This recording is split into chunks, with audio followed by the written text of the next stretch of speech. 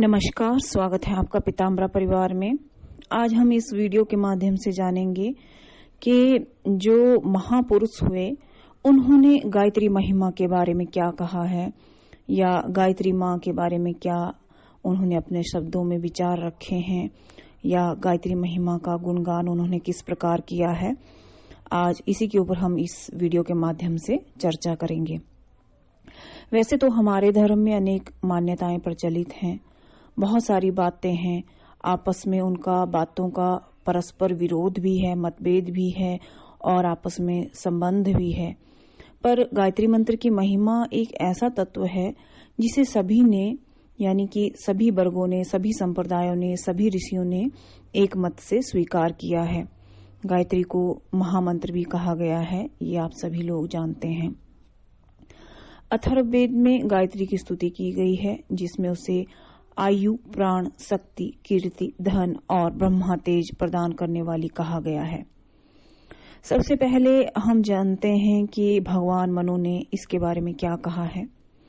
भगवान मनु कहते हैं, ब्रह्मा जी ने तीनों वेदों का सार 3 चरण वाली गायत्री मंत्र निकाला है। यानी कि ब्रह्मा जी जो हैं उन्होंने तीनों वेदों का एक ही सार निकाला है और वो है गायत्री महामंत्र। गायत्री से बढ़कर पवित्र करने वाला और कोई दूसरा मंत्र नहीं है। जो मनुष्य नियमित रूप से 3 वर्ष तक गायत्री जाप करता है वह ईश्वर को प्राप्त कर लेता है। जो द्विज दोनों संध्याओं में गायत्री जपता है वह वेद पढ़ने के फल को प्राप्त करता है। अन्य कोई साधन करे या न करे, केवल गायत्री जप भी सिद्धि पा सकता है। नित्य 1000 जप करने वाला पापों से वैसे ही छूट जाता है जैसे केंचुली से सांप छूट जाता है। जो द्विज गायत्री की उपासना नहीं करता है वह निंदा का पात्र बनता है, ये भगवान मनु ने कहा है। बात करते हैं योगीराज याज्ञवल्क्य क्या कहते हैं। कहते हैं, गायत्री और समस्त वेदों को एक तराजू में तौला गया। एक ओर 60 अंगों समेत वेद और दूसरी ओर गायत्री का रखा गया और गायत्री का ही पलड़ा भारी रहा। वेदों का सार उपनिषद है, उपनिषद का सार व्यहतियों समेत गायत्री है। गायत्री वेदों की जननी है, पापों का नाश करने वाली है। इससे अधिक पवित्र करने वाला अन्य कोई मंत्र स्वर्ग या पृथ्वी में नहीं है। गंगा के समान कोई तीर्थ नहीं, केशव से श्रेष्ठ कोई देव नहीं। गायत्री से श्रेष्ठ मंत्र ना हुआ ना आगे होगा। गायत्री जान लेने वाला समस्त विद्याओं का वेता श्रेष्ठी और क्षोत्रिय हो जाता है। जो द्विज गायत्री प्रायण नहीं, वह वेदों का प्रांगत होते हुए शूद्र के समान है। अन्यत्र किया हुआ उसका श्रम व्यर्थ है। जो गायत्री नहीं जानता, ऐसा व्यक्ति ब्राह्मणत्व से च्युत और पाप युक्त हो जाता है। अब जानते हैं विश्वामित्र जी क्या कहते हैं। विश्वामित्र जी का कथन है, गायत्री के समान चारों वेद में मंत्र नहीं है।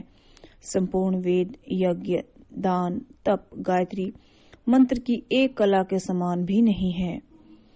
पराशर जी क्या कहते हैं। आपने पराशर ऋषि के बारे में सुना होगा। अब हम उनका मत जानते हैं कि वो गायत्री के बारे में क्या कहते हैं। पराशर जी कहते हैं, समस्त जप सूक्तों तथा वेद मंत्रों में गायत्री मंत्र परम श्रेष्ठ है। वेद और गायत्री की तुलना में गायत्री का पलड़ा भारी है। भक्ति पूर्वक गायत्री का जप करने वाला मुक्त होकर पवित्र बन जाता है। वेद, शास्त्र, पुराण, इतिहास पढ़ लेने पर जो भी गायत्री से हीन है वो ब्राह्मण नहीं समझा जाना चाहिए। सौनक ऋषि का मत है, अन्य उपासनाएं करें चाहे ना करें, केवल गायत्री जप से ही द्विज जीवन मुक्त हो जाता है।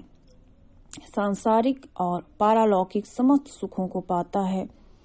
संकट के समय 10,000 जप करने से विपत्ति का निवारण होता है। अत्रि मुनि क्या कहते हैं। कहते हैं, गायत्री आत्मा का परम शोधन करने वाली है। उसके प्रताप से कठिन दोष और दुर्गुणों का परिमार्जन हो जाता है। जो मनुष्य गायत्री तत्वों को भली प्रकार समझ लेता है उसके लिए इस संसार में कोई सुख शेष नहीं रह जाता है। अब जानते हैं कि शंख ऋषि जी का क्या मत है। नरक रूपी समुद्र में गिरते हुए को हाथ पकड़कर बचाने वाली माँ गायत्री ही है। उससे उत्तम वस्तु स्वर्ग और पृथ्वी पर कोई नहीं है। गायत्री का ज्ञाता निसंदेह स्वर्ग को प्राप्त करता है। आप जानते हैं महर्षि व्यास जी क्या कहते हैं?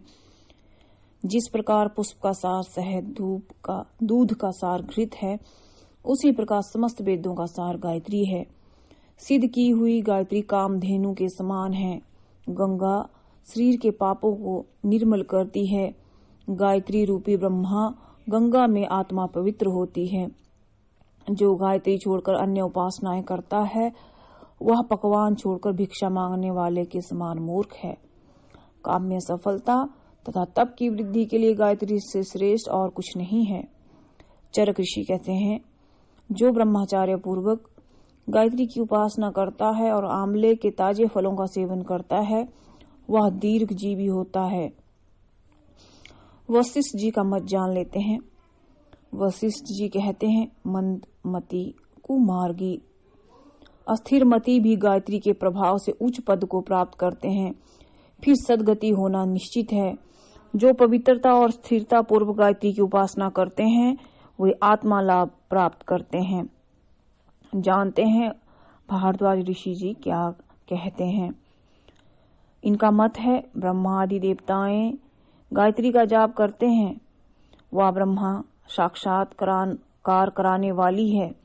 अनुचित काम करने वाले के दुर्गुण गायत्री के कारण छूट जाते हैं। गायत्री से रहित व्यक्ति शूद्र से भी अपवित्र है। नारद जी ने कहा है, गायत्री भक्ति का स्वरूप है। जो भक्ति रूपी गायत्री है, वहां श्री नारायण का निवास होने में कोई संदेह नहीं करना चाहिए। ये विभिन्न महापुरुषों के मत हमने आपके सामने रखे हैं। आप 2 शब्दों में गायत्री का सार जान लीजिए।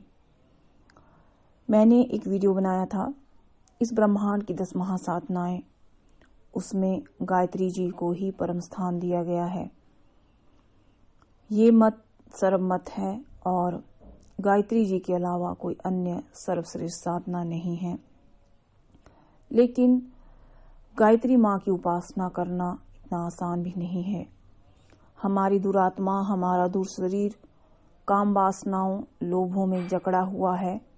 इस कारण जब भी आप गायत्री साधना करने का प्रयास करेंगे, आपका मन विचलित होगा, ध्यान इधर उधर भंग होगा और सांसारिक मोहों की तरफ आप खींचते चले जाएंगे। लेकिन जिसने इसके ऊपर कंट्रोल कर लिया, वो निश्चित ही सदगति को प्राप्त करता है। गायत्री जाप से वो इस संसार के भवसागर से पार चला जाता है। अगर आपको यह वीडियो अच्छा लगे तो लाइक और शेयर कीजिए। धन्यवाद।